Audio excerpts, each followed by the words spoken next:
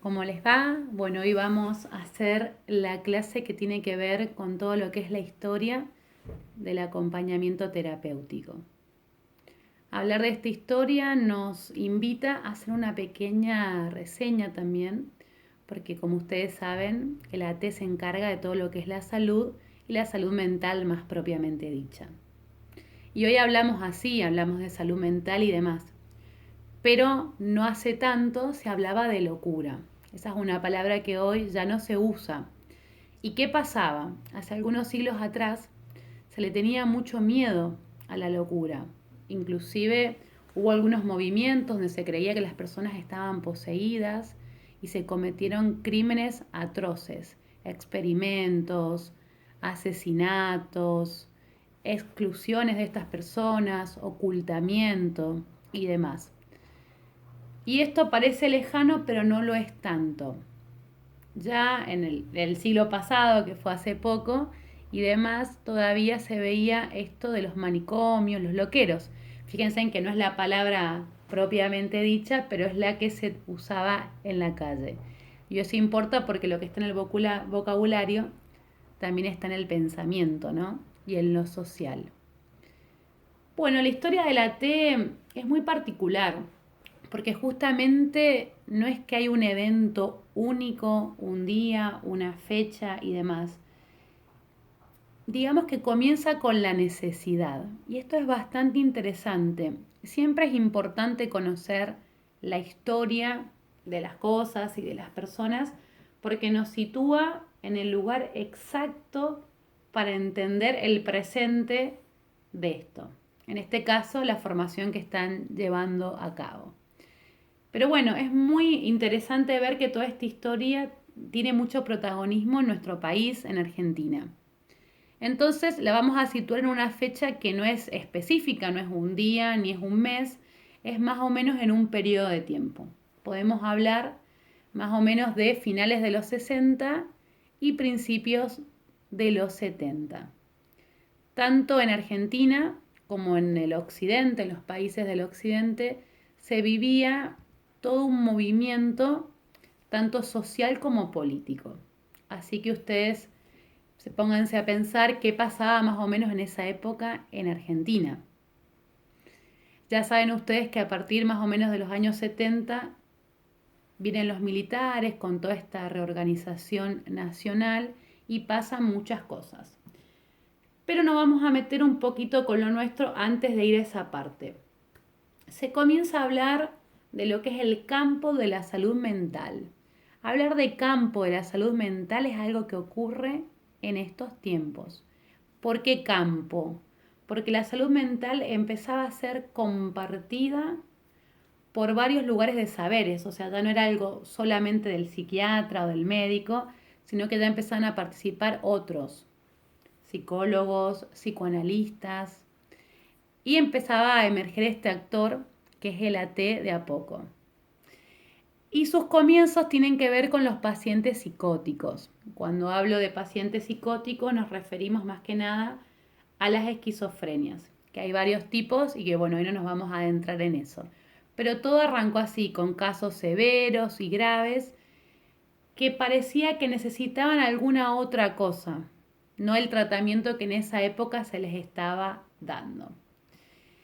Y además lo que se quería era superar el modelo manicomial como la única forma de asistencia. O sea, esto del manicomio se quería superar, ir hacia una cosa distinta. Así que así es que empieza toda esta historia. Este terreno político y social, como también se veía en lo que es el Cordobazo, la época de Praga, de los hippies, el mayo francés, todo esto que se venía gestando en lo social, fue justamente ese terreno propicio para que la psiquiatría dinámica, la antipsiquiatría y fundamentalmente el psicoanálisis comenzaran a dar esta idea de un avance en el tratamiento.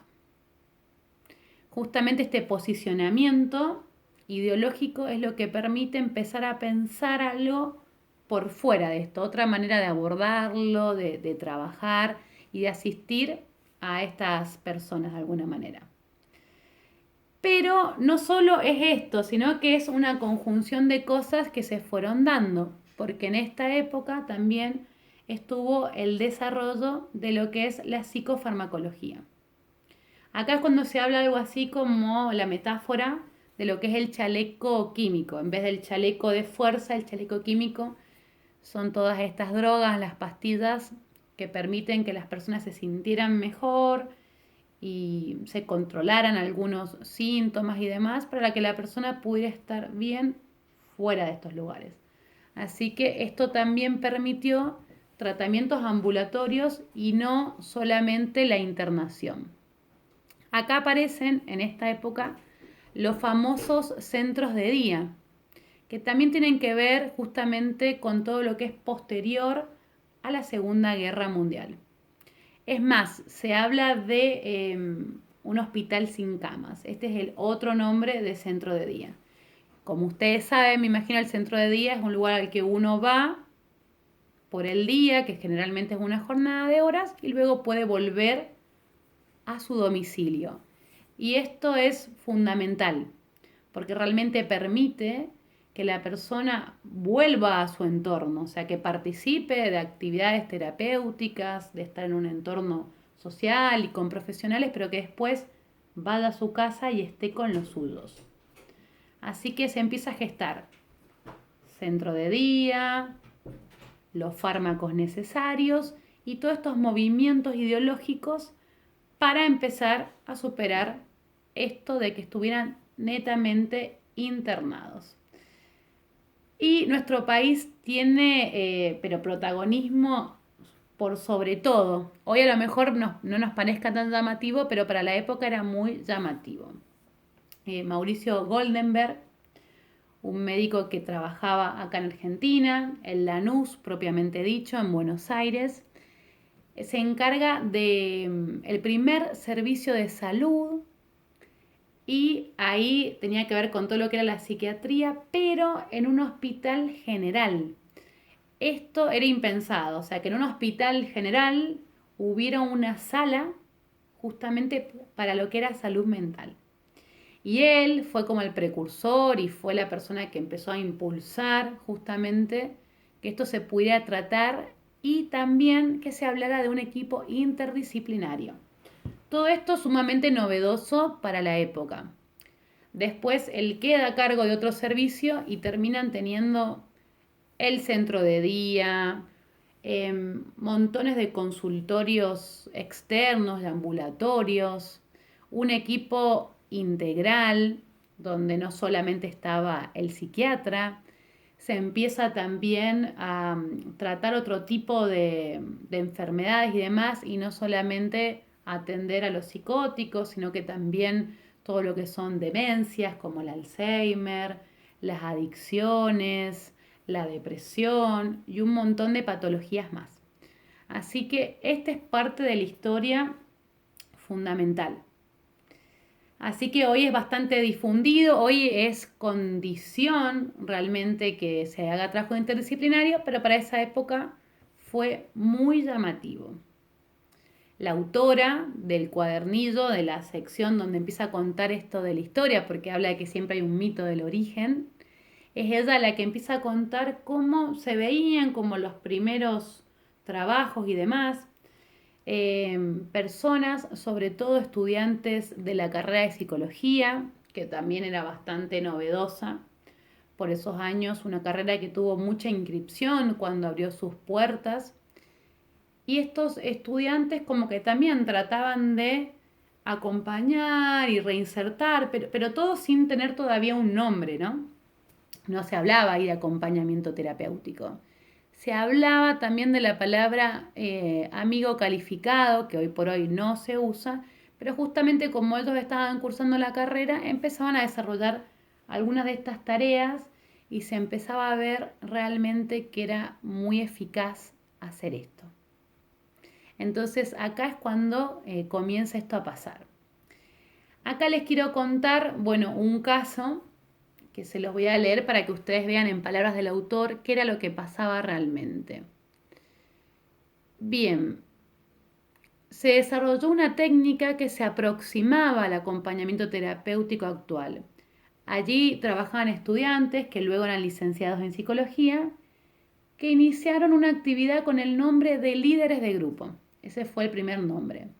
Estos profesionales pasaban gran parte del tiempo de sus actividades con los chicos y también salían a realizar paseos y visitas domiciliarias con el grupo de pacientes a la casa de algunos de ellos rotativamente. Viajaban a la ciudad enseñándoles a orientarse, a comprar su boleto de colectivo, a cuidarse en el viaje, a bajar en el barrio correspondiente, a ambientarse en él. Luego trabajaban con la familia y con los vecinos. Era una actividad de convivencia y socialización con niños y adolescentes psicóticos. Este es el caso exacto. O con neurosis graves. No se privilegiaba la interpretación de conductas, sino que se trabajaban más las actitudes y contraactitudes. Ahí termina el pedacito, que esto lo van a encontrar ustedes en el cuadernillo. Estas son unas experiencias que también ella veía que se realizaban con algunos chicos que inclusive venían a trabajar o a vivir en Argentina y que tenían esta patología, y estos estudiantes empezaban a hacer este tipo de acompañamiento. Hay una parte muy importante del texto que dice que no se interpretaban las conductas.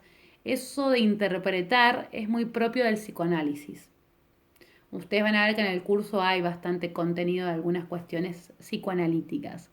Porque acá no se interpretaba por qué hacía o qué le pasaba. Lo que se trataba de hacer era acompañar en estas actividades necesarias, sociales y de convivencia, y que muy bien le hacían a los pacientes. Estos son como los primeros esbozos de lo que se va dando de alguna manera. Después, esto es lo que empieza a suceder, estamos hablando años 71, 72, decía la autora, cuando pasa lo de los militares, muchos profesionales y muchos médicos se terminan exiliando. Entonces todo esto que empezaba a tener forma, como ustedes se dan cuenta, esta historia es como que son cosas que iban pasando de cada lado, el escenario perfecto. ¿Ve? La tormenta perfecta, el escenario perfecto para que esto prosperara. Entonces, cuando esto sucedió con todos estos profesionales que se tuvieron que exiliar, porque, bueno, les cuento que así como otras doctrinas, tampoco estaba bien visto todo esto del psicoanálisis. Y acá en Argentina, digamos que la formación de los psicólogos es más preponderante el psicoanálisis por algunas ideas que se tenían y por todo lo que se podía pensar, termina siendo censurado. Entonces se exilian y esto queda como invernando, como si estuviera haciendo un gran sueño de muchos años. Sin embargo, estas personas que venían haciendo estos acompañamientos y que habían tenido estas experiencias quedan trabajando un poco en las sombras, de alguna manera, en algunas instituciones privadas, en algunos geriátricos, en algunos institutos de este tipo. Y justamente como pasa muchas veces con el fuego, cuando algo se quema, después brota de vuelta todas las plantitas, vamos a decir, pero nunca brota lo mismo. Cuando termina toda esta época de los militares, es como que toda esta idea se vuelve a retomar, pero ya va agarrando otras características, ¿sí? Entonces empezamos a hablar como que se retoma nuevamente en el año 1985, 86, como si hubiera tenido un lapso en lo que no pasó mucho, y ahí empieza de nuevo con más fuerza a hablarse de todo esto. ¿Cuál era la cuestión? Una de las grandes intervenciones es ponerle, digamos, el nombre acompañamiento terapéutico, porque había que legislarlo. ¿Qué sería legislarlo? Que tuviera un marco regulatorio, una ley que avalara, digamos, esta profesión, y además tenía que tener un marco teórico práctico. ¿Qué significa esto? Que teníamos que ver, quien creara, digamos, la carrera, qué contenidos tenía que saber un acompañante terapéutico, cómo debía trabajar, hasta dónde tenía alcance su rol, qué no, y demás. Y bueno, ya empiezan una serie de congresos y de seminarios donde empieza también a llegar muchos profesionales de otros países y justamente dan cuenta de que en otros lugares se está empezando a ver un movimiento parecido, pero por ahí no estaba tan articulado, no tenía todavía nombre, y hay todo este desarrollo también un poco latinoamericano, pero también con aportes europeos y todo, pero esta gran semilla, esta gran germinación de alguna manera tiene que ver con nuestro país, así que realmente es un orgullo. Y ya en el año 2003, para que ustedes vean más o menos la historia, se crea el ATRA, que tiene ahí como 2A, que es la Asociación de Acompañantes Terapéuticos de la República Argentina. Y ya se hace un gran congreso también ahí en Córdoba, y bueno, así hasta que va quedando regulado. Hoy por hoy ya está todo esto regulado, ya se sabe qué se estudia, no es tan conocido a lo mejor por lo social, por la gente común, pero en todo lo que es laboral y académico, sí. Así que ahí se termina poniendo el nombre, determinando qué tipo de carrera es, cuánto tiempo lleva realizarla. ¿Estamos hasta acá entonces con la historia? Bueno, esta es la historia contada a grandes rasgos. Recuerden que en la clase pasada, que empezamos a ver de qué se trataba, yo hablé de las funciones del acompañante terapéutico y para mí esas 8 funciones son esenciales que les expliqué ahí porque realmente hablan del rol. Pero hoy vamos a dar un avance un poco más allá, que es ver justamente el acompañamiento como un dispositivo, como un recurso que ha demostrado eficacia. Ya le iba demostrando antes de estar tan regulada y tan enmarcada. Imagínense ahora que uno puede comprobar y saber cómo es que se da todo esto. Inclusive ser eficaces con casos que habían sido tildados de inabordables o irrecuperables. Ahí donde parecía que ya nada funcionaba, ahí el acompañamiento sí funcionó. Así que bueno, es importantísimo hablar de lo que es el encuadre o el setting. ¿Qué hablamos cuando decimos encuadre? Toda actividad debe ser encuadrada, regulada con ciertas características. Obviamente no hablo ahora de una cosa es lo que se estudia y otra cosa es cuando uno ya tiene el título y la va a ejercer. Esto que voy a hablar yo ahora, este encuadre, es cuando uno ya está ejerciendo como acompañante terapéutico. ¿Y esto qué sería? Bueno, es justamente poder saber cuál es el rol y las funciones, que es lo que les comentaba en la clase anterior, enmarcarlo en un tiempo, hablar de honorarios, establecer los lugares, hay que darle todo ese marco. Y por ahí cuesta un poco más con esta profesión en el sentido de que como el acompañante trabaja justamente en la realidad del paciente, en sus lugares, en lo cotidiano, en su casa, en lo social, establecer estos límites para poder desarrollar la actividad de la mejor manera. ¿Esto qué quiere decir? Por ejemplo, cada encuadre tiene que ver con esas características, pero a la misma vez es único. Esto es lo más interesante y espero que sea lo que a ustedes también les apasiona, que es un trabajo que jamás puede ser rutinario, ni siquiera trabajando con las mismas patologías siempre. Supongamos que alguna de ustedes se encarga únicamente de trabajar con adicciones. Ningún caso va a ser igual, a pesar de que se trate de lo mismo, o con discapacidad, que como ustedes saben hay sensoriales, físicas, mentales, aún con la misma discapacidad, porque cada persona es única, entonces cada acompañamiento es como una artesanía y se adecúa y se ajusta a esa persona y todo ese contexto. Entonces, ¿cómo sería? Bueno, cuando ustedes tienen la entrevista, tanto con el equipo interdisciplinario o con el profesional o con la institución que a ustedes los convoca y luego con la familia, ustedes por supuesto agarran su agenda, supongamos que fuera esta, y tienen que ver qué cantidad de horas van a trabajar semanalmente con esa persona, si van a hacer un trabajo 3 veces por semana, todos los días, 2 veces por semana, cuánto tiempo van a desarrollar esa actividad, si van a estar 2 horas, 3 horas, 1 hora, en dónde. Hay veces que van a hacer este acompañamiento en distintos lugares, o sea, a lo mejor algunas veces estén en la casa con la persona y luego hagan ciertas salidas, pero bueno, todo eso tiene que quedar escrito y enmarcado. Y los honorarios, que también es importante, siempre se van actualizando como todo, cuánto sale justamente la hora de la T. Lógicamente ustedes van a trabajar muchas veces en forma particular, con un monotributo o con obras sociales. Así que cada obra social tiene sus arreglos, que a veces son un poco menor a lo que está establecido, así que ustedes ahí, todo esto que les cuento es bien a la práctica y bien importante que lo sepan, pueden ver de arreglar por ese precio tanto con la obra social y de manera particular. Lo que está establecido por la ley es que la hora de la T es la mitad de la hora del psicólogo, así que por lo menos a hoy 2020 yo creo que debe estar más o menos en 400 pesos.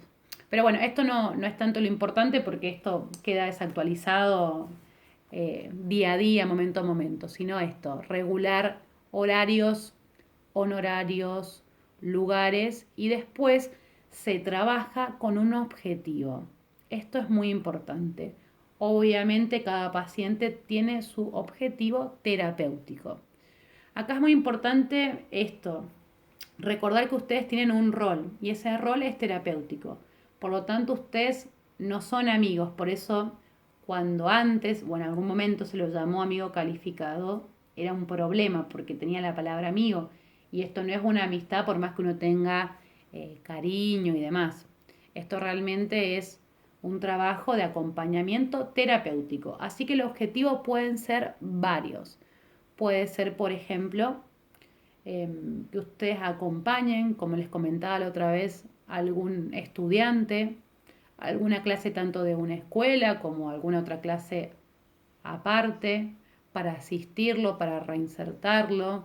Puede ser que a lo mejor ustedes vayan a la casa de la persona a realizar ciertas actividades o que lo acompañen a lugares sociales, como ir a lo mejor a una plaza, al centro, o que lo ayuden a adaptarse a su entorno, como decía recién en el relato, tomarse colectivos, ver dónde bajarse, cómo organizarse con el dinero.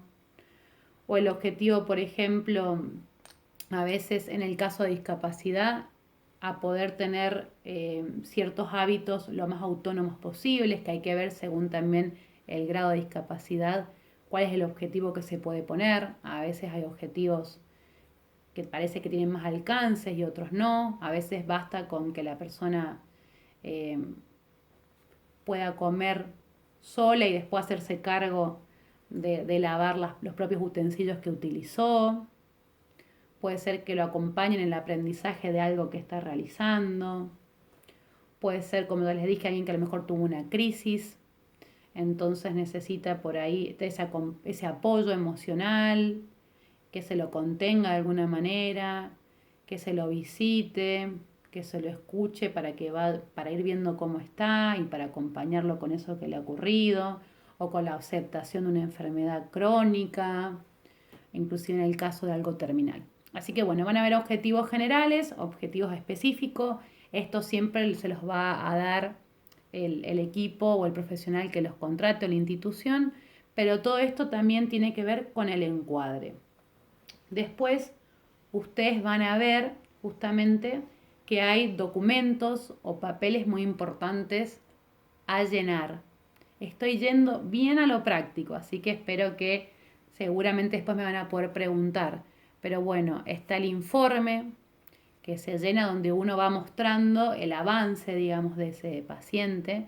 Entonces, si hay un objetivo, uno empieza a conocerse y yo les contaba que el vínculo es muy importante. Entonces, hay pacientes que te reciben con los brazos abiertos, por decirlo de alguna manera, otros que son más desconfiados, hay gente de tercera edad, adultos, niños, y todo eso lleva a que uno se pueda adaptar, hay que ser flexible, empático y poderse acomodar también a las edades y a las distintas patologías o problemas que uno tiene que acompañar. Entonces en el informe uno tendría que poner cómo encontró al paciente que acompaña, tanto en lo cognitivo, que es toda esta área mental, si lo encontró, por ejemplo, ansioso, estresado, motivado, tranquilo, acelerado, preocupado, o con un estado de ánimo más bajo, más alto, cómo lo encontró en su aspecto en general, que puede tener que ver con cómo estaba vestido, con la postura corporal, con la sensación que manifestó, cómo está ese vínculo, si se están llevando a cabo los objetivos, si la persona a lo mejor primero estaba reacia a salir, porque hay gente que, por ejemplo, que ha estado mucho tiempo internada también y a lo mejor mismo en un psiquiátrico y uno a lo mejor la busca para salir y como que, aunque no sea lo más lindo, a lo mejor a donde está es su zona de confort. La zona de confort no siempre es confortable, pero es la zona conocida. Entonces, sacar a la persona de ahí y acompañarla hace que quizás eso le puede producir temor y en vez de estar tan contento, a lo mejor como que rechaza por ahí el poder hacer esas salidas, entonces hay que hacerlo todo paulatinamente. A lo mejor les voy a poner un ejemplo bien práctico. Supongamos que este sería el objetivo, hacer que esta persona empiece a salir de esa internación para acostumbrarse a estar en la casa en la que vivía o con una familia que la va ahora a recibir y ver otro barrio con otras costumbres. Entonces, el primer día estaría bueno que la persona nos conozca y que le contemos cuál es la idea. En un segundo encuentro también, ir chequeando si está preparado para no sacar a la persona de repente a algo que a lo mejor la angustia o le estresa. Entonces el informe puede dar cuenta de esto. Después se la prepara la persona emocional y mentalmente para el día de la salida. El día de la salida a lo mejor se sale de la institución y se anda por ahí cerquita, a lo mejor se hacen 1 o 2 cuadras. De a poco uno lo va acompañando para que se vaya animando a acercarse a esta nueva realidad. Después a lo mejor otro día realmente se va a la casa donde va a estar y se pasa la tarde ahí, y después a lo mejor vuelve y después a lo mejor empiezan a hacer salidas por el barrio justamente para conocer, bueno, quiénes son los vecinos, para hacer alguna compra, no sé, ir a la verdulería y se va chequeando todo esto y el informe, cuando nos los piden, obviamente puede ir dando cuenta, bueno, de todo esto, de cómo poco a poco se fue sintiendo cómodo, cómoda esta persona, de qué le cuesta más, a lo mejor se sintió cómodo interactuando con otras personas, o a lo mejor le daba por ahí miedo a hablar con alguien, o cómo se sintió teniendo a lo mejor ese espacio, o conviviendo con otras personas que eran familia, pero con las que hace mucho que no vivía o jamás había vivido. Bueno, esto sería el informe. Dar cuenta de estos avances donde hay un objetivo. Después hay otro documento que es el contrato. Este contrato generalmente va como para la familia y yo siempre digo que tiene carácter simbólico. ¿A qué me refiero con esto? Que no es un papel legal, sino que realmente es como para poner en palabras lo que vamos a hacer. Justamente por esto mismo que hablábamos la clase pasado de los ni. Como decir, no esperen que uno haga un montón de cosas que no son propiamente la actividad del acompañante.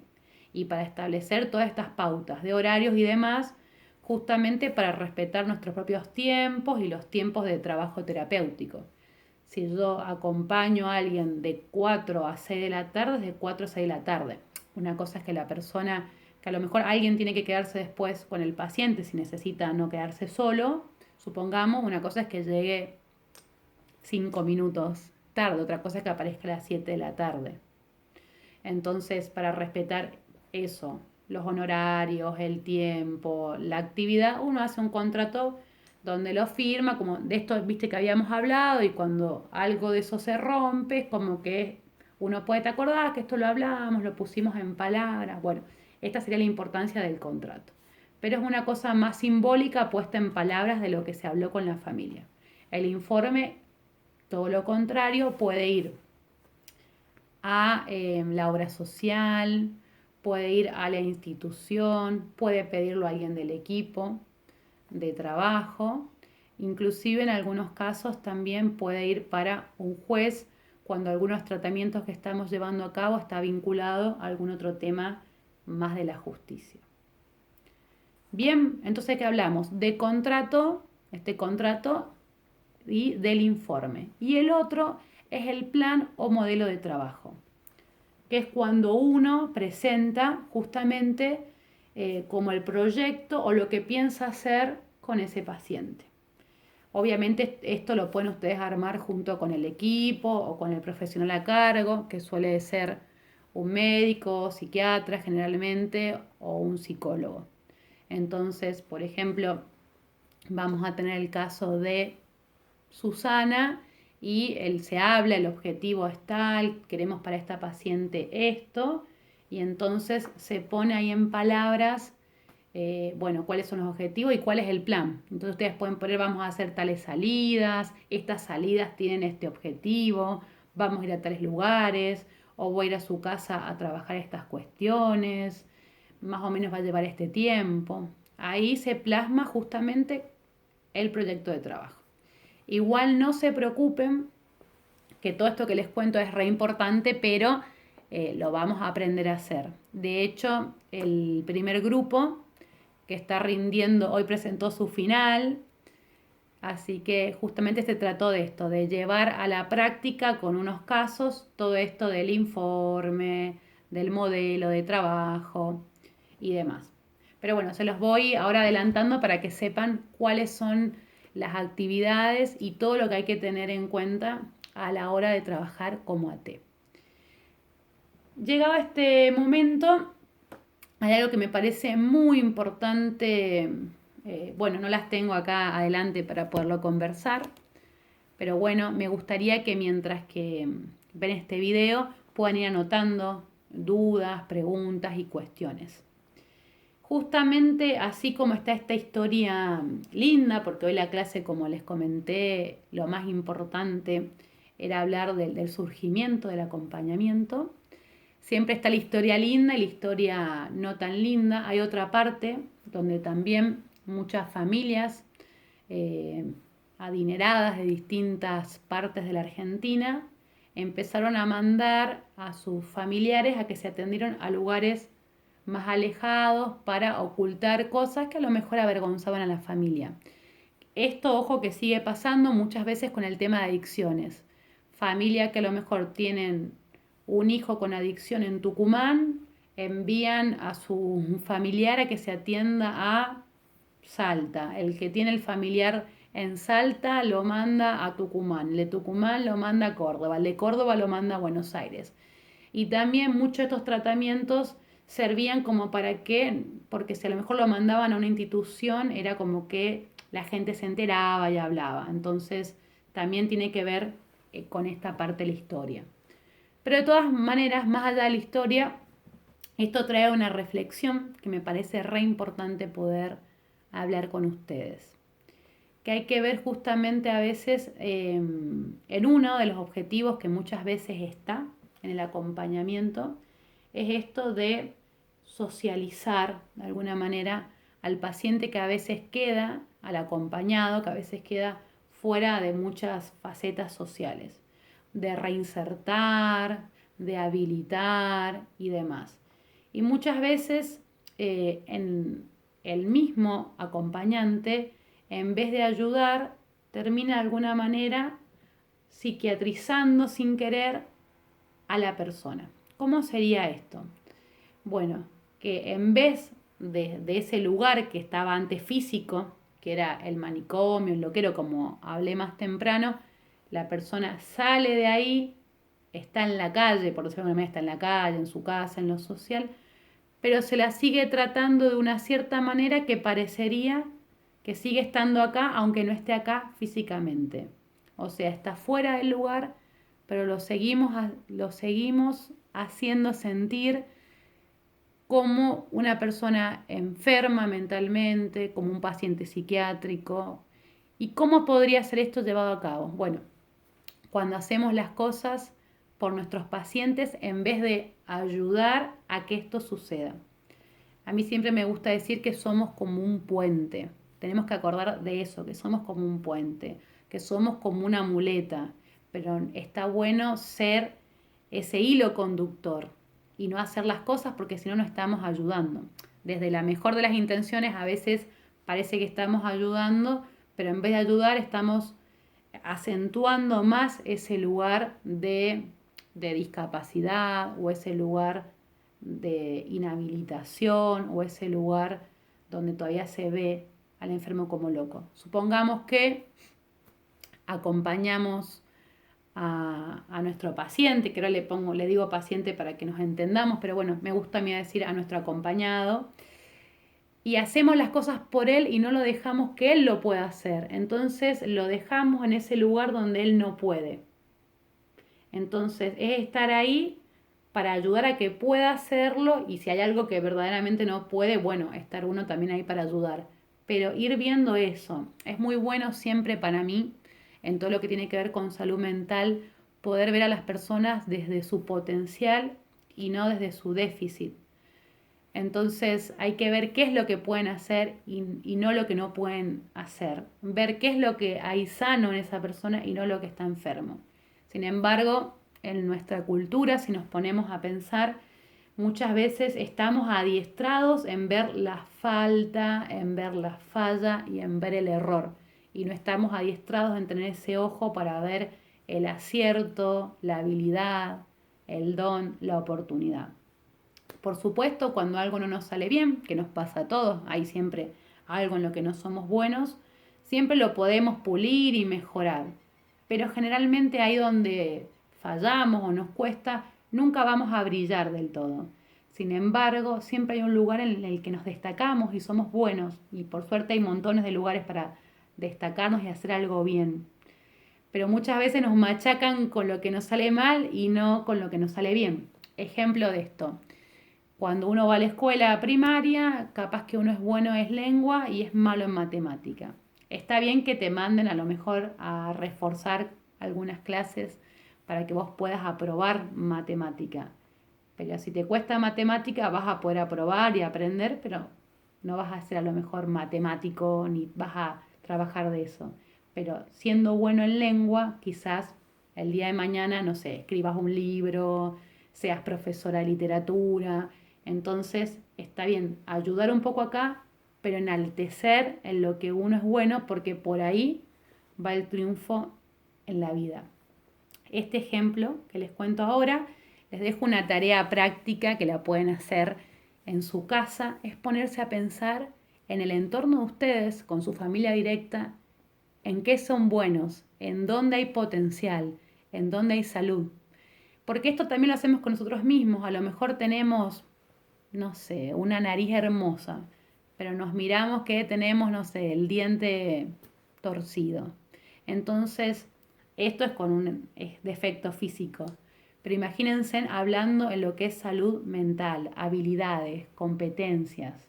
Ahí yo quiero que ustedes empiecen a entrenar la mirada desde hoy, desde el día 1, porque desde ese lugar van a poder desplegar esa capacidad del paciente, que quizás ni el paciente sabía que tenía. Desde ese lugar siempre van a poder hacer muchas más cosas y todos tenemos siempre algo que nos cuesta y algo que nos hace bien y que nos sale bien. Y por ahí va mucho el trabajo que ustedes también pueden hacer. Por supuesto que como les comentaba, creo la clase pasada, uno diagnostica o a veces habla del diagnóstico para entender por qué tiene la persona estas dificultades o estas características o este problema o esta cuestión. Pero después también hay que tener esta otra mirada de todo lo que sí puede hacer. Y en este es el lugar que nos convoca, ser nosotros ese paréntesis, ser nosotros en vez de ese chaleco químico que es la ayuda de los fármacos que hoy están también tan actualizados y que ayudan tanto, ser ese chaleco humano, esa postura, ese abrazo de poder a la persona acompañarla para que despegue de alguna manera. Pero también hay que saber reconocer que hay casos muy severos donde nosotros tenemos que ajustar nuestras expectativas y saber reconocer logros potenciales que parecen pequeños en estos casos. Yo tengo